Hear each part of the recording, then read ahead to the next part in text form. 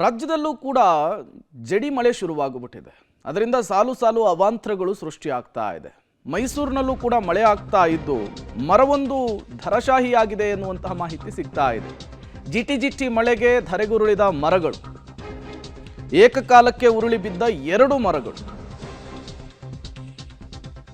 ಮೈಸೂರಿನ ಸರಸ್ವತಿಪುರಂನಲ್ಲಿ ನಿನ್ನೆ ಸಂಜೆ ಈ ಘಟನೆ ನಡೆದಿರುವಂತಹದ್ದು. ಮನೆ ಮುಂದೆ ನಿಲ್ಲಿಸಿದಂತಹ ಕಾರುಗಳು ಸಂಪೂರ್ಣವಾಗಿ ಜಖಮಾಗಿ ಹೋಗ್ಬಿಟ್ಟಿದೆ. ಮರ ಬೀಳ್ತಾ ಇರುವಂತಹ ದೃಶ್ಯ CCTVಯಲ್ಲಿ ಸೆರೆ ಸಿಕ್ಕಿರುವಂಥದ್ದು. ನೀವು ಕೂಡ ವಿಜುವಲ್ಸ್ ಅನ್ನು ಗಮನಿಸ್ತಾ ಇದ್ದೀರಿ. ಮರ ಬೀಳ್ತಾ ಇರುವಂತಹ ದೃಶ್ಯ ಇದು. ಆ ಮರದಡಿಯಲ್ಲಿದ್ದಂತಹ ಕಾರುಗಳು ಸಂಪೂರ್ಣವಾಗಿ ಜಖಮಾಗಿವೆ. ಬುಡ ಸಮೇತ ದರಶಾಹಿ ಆಗಿರುವಂತಹ ಮರ ಇದು.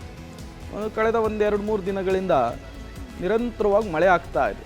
ಅದರ ಪರಿಣಾಮದಿಂದ ಈ ಮರ ಧರೆಗುರುಳಿರುವಂಥದ್ದು. ಈಗೆಲ್ಲ ಏನಾಗ್ಬಿಟ್ಟಿದೆ ಅಂದರೆ ಮರದ ಸುತ್ತೆಲ್ಲ ಕಾಂಕ್ರೀಟ್ಗಳನ್ನು ಹಾಕ್ತಿದ್ದಾರೆ. ಮಳೆ ನೀರು ಆ ಬೇರುಗಳಿಗೆ ಹೋಗದೇ ಇರುವ ರೀತಿಯಲ್ಲಿ. ಅದರ ಪರಿಣಾಮ ಸಣ್ಣ ಸಣ್ಣ ಮಳೆಗಳಿಗೂ ಕೂಡ ಈ ಮರಗಳು ಹೀಗೆ ಬುಡ ಮೇಲಾಗಿ ಬೀಳ್ತಾ ಇರುವಂಥದ್ದು. ಮೈಸೂರಿನಲ್ಲೂ ಕೂಡ ಅದೇ ರೀತಿಯ ಘಟನೆ ಆಗಿದೆ. ನೀವು ಕೂಡ ವಿಜುವಲ್ಸನ್ನು ಗಮನಿಸ್ತಾ ಇದ್ದೀರಿ. ಒಂದು ಕಡೆ ಮನೆಯ ಕಾಂಪೌಂಡ್ ಹಾನಿಯಾದರೆ, ಮತ್ತೊಂದು ಕಡೆ ಮರದ ಅಡಿಯಲ್ಲಿದ್ದಂತಹ ಕಾರುಗಳು ಸಂಪೂರ್ಣವಾಗಿ ಜಖಮಾಗಿರುವಂಥದ್ದು.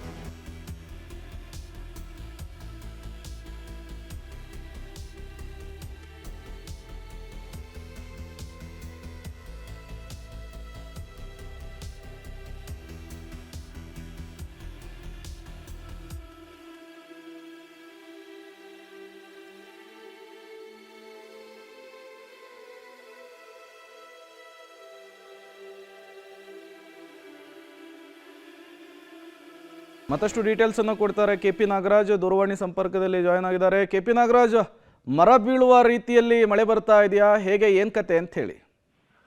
ಕಳೆದ 2 ದಿನಗಳಿಂದಲೂ ಕೂಡ ನಿರಂತರವಾಗಿ ಜಿಟಿ ಆದಂತಹ ಮಳೆ ಬರ್ತಾ ಇದೆ. ಅದರಲ್ಲೂ ಕೂಡ ನಿನ್ನೆ ಮಧ್ಯರಾತ್ರಿಯಿಂದಲೂ ಕೂಡ ಭಾರಿ ಪ್ರಮಾಣದಲ್ಲಿ ಮಳೆ ಆಗ್ತಾ ಇದೆ ಮೈಸೂರು ಭಾಗದಲ್ಲಿ. ಹೀಗಾಗಿ ಮೈಸೂರಿನ ಹಲವು ಭಾಗಗಳಲ್ಲಿ ಈ ರೀತಿಯಾಗಿ ಮರಗಳು ಮತ್ತು ಕೊಂಬೆಗಳು ಅಂತಹ ಘಟನೆಗಳು ನಡೀತಾ ಇದಾವೆ ಮತ್ತು ಜನಜೀವನ ಸಂಪೂರ್ಣವಾಗಿ ಅಸ್ತವ್ಯಸ್ತವಾಗಿದೆ. ಒಂದು ಸಮಾಧಾನದ ವಿಚಾರ ಏನು ಅಂತಂದ್ರೆ, ಸದ್ಯಕ್ಕೆ ಈ ಕ್ಷಣದಲ್ಲಿ ಒಂದಿಷ್ಟು ಬಿಸಿಲು ಬರ್ತಾ ಇದೆ.